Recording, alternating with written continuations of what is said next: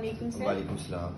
कैसे हैं आप? अल्हम्दुलिल्लाह मैं ठीक, आप कैसे हैं? अल्हम्दुलिल्लाह I am doing very well. तो sir this is me Rafia Aman और मैं एक फैशन डिजाइनर हूँ। तो सर मैं यहाँ पे आपका एक इंटरव्यू लेने के लिए आई हूँ, क्या मुझे इजाजत है? Yeah sure. Thank you so much sir. So mister Jain मुगल are here to know how he became an entrepreneur. तो सर आपकी डेली लाइफ रूटीन क्या है? मेरी डेली लाइफ की जो रूटीन है वो बहुत सिंपल है, ठीक है। और जो वही अर्ली मॉर्निंग उठना, बच्चों को स्कूल ड्रॉप करना, देन उसके बाद अपने एस्थेटिक क्लिनिक कम बैक करना, और वही पेशेंट से डीलिंग, रैपिंग, देन उसके बाद रात को ऑफ करके घर फैमिली को टाइम। सिंपल। ठीक है। और सर एंटरप्रेन्योर होते हुए आप सबसे ज्यादा क्या चीज को एंजॉय करते हैं? एंटरप्रेन्योर को होते हुए सबसे ज़्यादा ये फील करता हूँ कि लाइक मेरे ऊपर कोई भी नहीं है, मुझे किसी के ऑर्डर्स पसंद नहीं है, ठीक है। मैंने 10 साल किसी के ऑर्डर्स फॉलो किए हैं, ठीक है, और मैं थक चुका था। तो उसके बाद मैंने जो है वो अपनी एम्स बनाए कि मुझे जो है वो कहीं पे बिजनेस स्टार्ट करके स्टेबल होना है, ताकि इस चीज़ से मेरी छुटकारा मिल सके मुझे। तो सर बीइंग एन एंटरप्रेन्योर आपने सबसे ज्यादा द मोस्ट चैलेंजिंग चीज वो कौन सी है जिसको आपने फेस किया है? वो जब मैं अपनी बिजनेस की तरफ जब आ रहा था, तो लाइक मेरे बहुत से क्लोज फ्रेंड्स थे, रिलेटिव्स थे, जो कि जिनसे मैंने डिस्कस किया कि मैंने कहा इस तरह मैं कोई काम करना चाहता हूँ, बिजनेस करना चाहता हूँ। तो मोटिवेशन नहीं मिलती है आपको।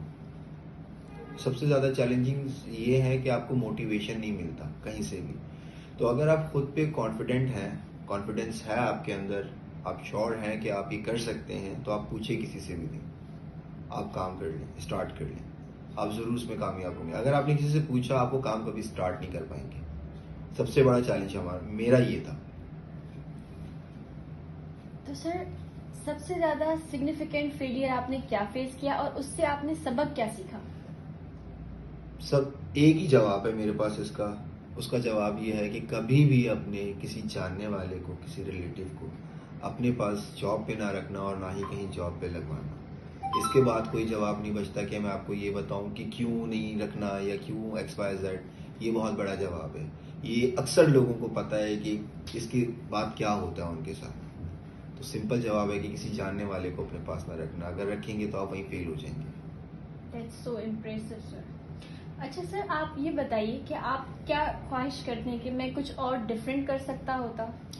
ऑफ कोर्स मेरी दूसरी हॉबी भी थी, लाइक मैं शेफ़ था, मैं कुकिंग करता था बहुत अच्छी, ठीक है। तो मेरा दो ही एम थे, या तो बिजनेस में मैं रेस्टोरेंट की तरफ आना चाहता था, या फिर मैं जो है वो एस्थेटिक फील्ड में, मेरी अपनी फील्ड थी जिसमें मेरा अपना 10 से 12 साल का एक्सपीरियंस है उसी फील्ड में। बट फर्स्ट मैंने सेलेक्ट किया था रेस्टोरेंट, तो बट वो कुछ ज़्यादा एक्सपीरियंस नहीं था मुझे उस चीज़ का, और बहुत चैलेंजेस फेस करने पड़ रहे थे मुझे इसमें। तो फिर मुझे किसी ने मशवरा दिया, लाइक मेरे घर से किसी ने मुझे मशवरा दिया।